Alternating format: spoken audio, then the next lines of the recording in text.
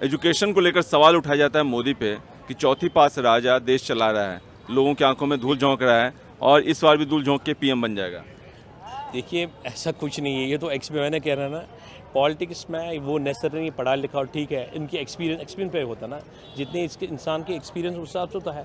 हाँ, मैं उस पर नहीं करता हूँ पर्सन उसके पास पढ़ाई नहीं है, वो तो लग भी है, लेकिन दूसरी बात है आपकी एक्सपीरियंस भी मैटर करती है ना, उस पर डिसीजन नहीं ले सकते आप। अगर एक्सपीरियंस है तो पढ़ाई लिखाई ज़्यादा मैटर नहीं करता है। पढ़ाई भी मैटर करती है, लेकिन एक्सपीरियंस जहाँ तक तजुर्बकारी है वो बहुत इम्पोर्टेंट रखती है। राहुल गांधी के विषय में क्या कहा जाएगा? वो भारत जोड़ो यात्रा पे भी निकले थे, हर स्टेट भी उन्होंने विजिट किया और अभी भी करने वाले हैं। वो तो एक वो पॉलिटिशियन है, उनका तो रोल है, वो तो करना पड़ेगा, उनको तो है। वो डिजर्व कैंडिडेट मानते, डिजर्विंग कैंडिडेट पीएम के लिए। पीएम के लिए कैंडिडेट वो देखो, मैंने फिर भी कह रहा हूँ, वो काम के बिना पर, जब एनालिसिस होगा उसके बिना पर ही काम होगा ना, जब तो मौका मिलेगा तब ना। जैसे ये कह सकते हैं कि आप इंडिविजुअल लेवल में उनको मौका नहीं मिला, लेकिन पार्टी को तो मिला है। नहीं, पार्टी को तो मिल, लेकिन उसके बिना पर आप डिसाइड नहीं ना कर सकते। आपने पूरी स्टेट का देखना है, जो मैं पहले भी कह रहा हूँ, पूरी स्टेट को एनालिसिस करके तब जाके आप डिसाइड कर सकते हो। आपको लग रहा है कि राहुल गांधी पूरे स्टेट को या देश को नहीं संभाल पाएंगे? वो तो अभी कभी उसकी टर्न तो आई नहीं, वो कैसे कर सकते हैं? टर्म देंगे तब ना आएगी, जब आप विश्वास करेंगे तभी। हाँ, मौका तो तभी मिलता है जब आप विश्वास करेंगे। नरेंद्र मोदी जी वो एक्सपीरियंस गाय है, बहुत साल से राजनीति में रहे हैं। राहुल जी तो उसके मुकाबले में तो अभी कह सकते हैं कि छोटा ही है। लेकिन उनकी फैमिली तो है, 70 सालों से शासन कर रही है, उनके ब्लड में है पॉलिटिक्स राहुल गांधी के। उससे नहीं होता ना एक्सपीरियंस। और जब गवर्नमेंट थी तब भी वो कामकाज में दखल देते थे। नहीं, एक्सपीरियंस तो मैटर करता है, एक्सपीरियंस के बिना देखिए वो है, लेकिन फिर भी फ़र्क है। एक्सपीरियंस, उनके राजनीति पहले से थी, दैट डज नॉट मीन कि उनके खून में राजनीति है। एक्सपीरियंस मैटर करती है। मोदी जी तो एक्सपीरियंस गए हैं, बहुत साल से राजनीति में रहे हैं, तो राहुल जी उसका तो हम नहीं कर सकते। It is better not to compare between two. Kejriwal का नाम सुना होगा आपने, जानते भी होंगे।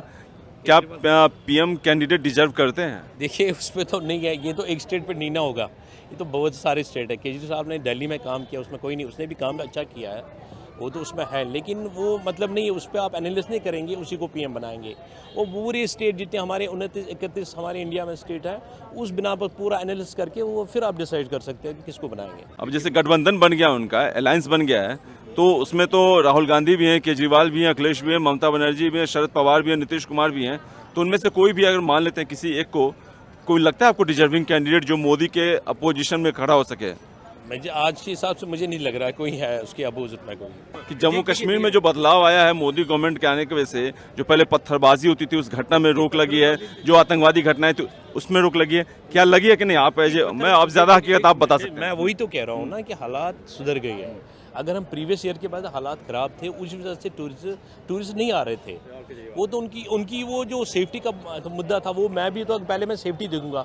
जब हालात सुधर गए, हालात में फ़र्क आया, बदलाव हुआ, तब जाके टूरिज्म भी बढ़ गया।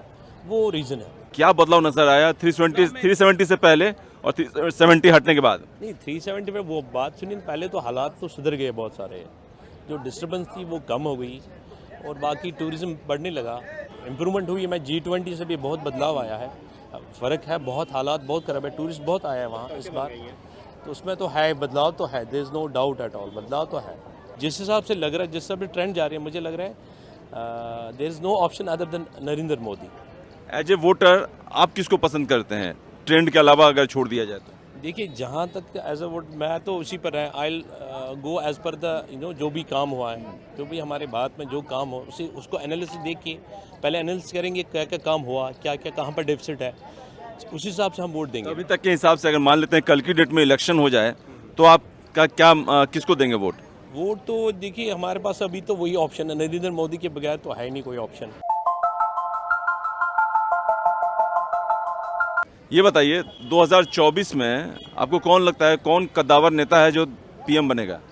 देखिए जहाँ तक 2024 का इलेक्शन का सवाल है, वो तो लोगों में देखना, उन्हें एसेस करना है, जिनने काम किया है, दे विल एनालिस्ट। हाँ, हमारा काम क्या था, वो जो भी डेफिसिट था, जो हो गया, उनने क्या किया, जिसने किया उसी on that basis on ground sir reality, उसी पे वो करेंगे ना कि दे विल डिसाइड कि whom to वोट। बट जिस हिसाब से लग रहा है, जिस हिसाब से ट्रेंड जा रही है, मुझे लग रहा है there is no option other than Narendra Modi. As a voter आप किसको पसंद करते हैं, ट्रेंड के अलावा अगर छोड़ दिया जाए तो? देखिए जहाँ तक एज अ वोट मैं तो उसी पर है, आई गो एज पर द जो भी काम हुआ है, जो भी हमारे भारत में जो काम हो उसको एनालिसिस देख के पहले एनालिसिस करेंगे क्या क्या काम हुआ, क्या क्या कहाँ पर डेफिसिट है, उस हिसाब से हम वोट देंगे। अभी तक के हिसाब से अगर मान लेते हैं कल की डेट में इलेक्शन हो जाए तो आपका क्या किसको देंगे वोट? वोट तो देखिए हमारे पास अभी तो वही ऑप्शन है, नरेंद्र मोदी के बगैर तो है नहीं कोई ऑप्शन। ऑप्शन तो जैसे इंडिया गठबंधन वाले हैं जो उनके अपोजिशन में खड़े हैं लोग, तो वो कहते हैं केजरीवाल हो गए, राहुल गांधी हो गए। दिल्ली में तो केजरीवाल ने भी काम किया, वो उसमें कोई नहीं, स्कूल में इंस्टीट्यूशन में किया है, अदर पार्ट्स में उसने तो काम किया, देयर इज नो डाउट। मैं ओवरऑल की बात कर रहा हूँ, मैं दिल्ली की बात नहीं कर रहा हूँ, मैं हर एक ओवरऑल जैसे गठबंधन बन गया, उनका अलायंस बन गया है, तो उसमें तो राहुल गांधी भी हैं, केजरीवाल भी हैं, अखिलेश भी हैं, ममता बनर्जी भी हैं, शरद पवार भी हैं, नीतीश कुमार भी हैं। तो उनमें से कोई भी अगर मान लेते हैं किसी एक को, कोई लगता है आपको डिजर्विंग कैंडिडेट जो मोदी के अपोजिशन में खड़ा हो सके?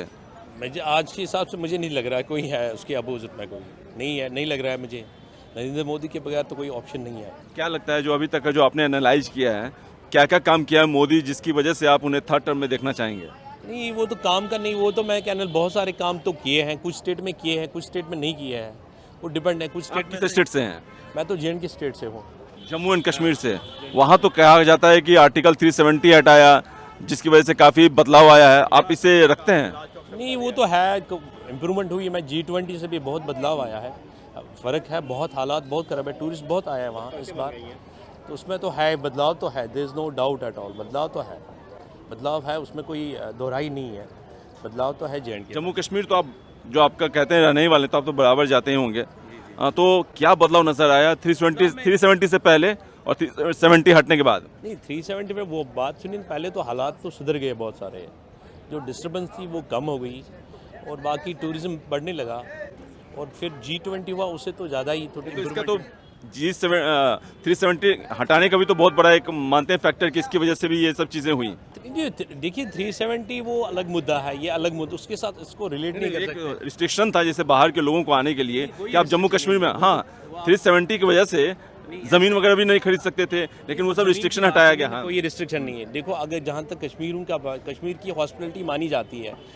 किसी को नहीं रोका था, जो आ सकते वो आ सकते, देयर इज नो रिस्ट्रिक्शन कि समबडी विल कम, या 370 से पहले नहीं आते थे, कोई रिस्ट्रिक्शन नहीं थी, कोई रिस्ट्रिक्शन नहीं थी, ऐसा कुछ नहीं थी, कोई भी आ सकता था।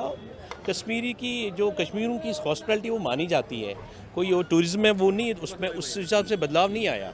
मैं ओवरऑल जो डिस्टर्बेंस थी उस हिसाब से टूरिज्म डर रहे थे, नहीं आ रहे थे, लेकिन बट अब हालात सुधर गए, उस हिसाब उसके बिना पर ना वो on the base of that अब वो दे यूज्ड टू कम।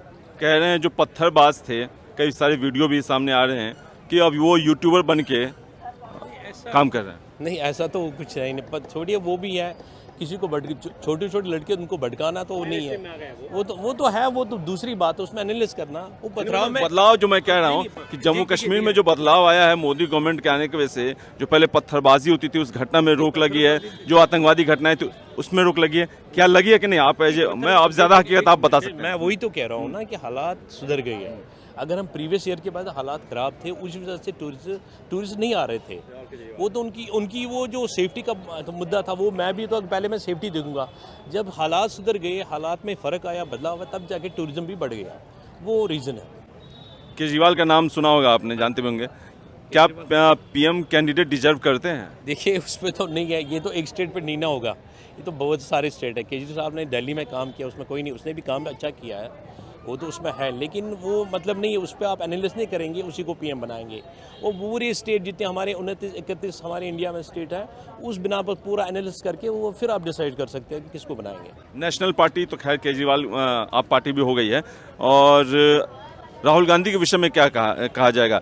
वो भारत जोड़ो यात्रा पे भी निकले थे, हर स्टेट भी उन्होंने विजिट किया और अभी भी करने वाले हैं। वो तो एक वो पॉलिटिशियन है, उनका तो ये रोल है, वो तो करना पड़ेगा, उनको तो है। वो डिजर्व कैंडिडेट मानते हैं, डिजर्विंग कैंडिडेट PM के लिए?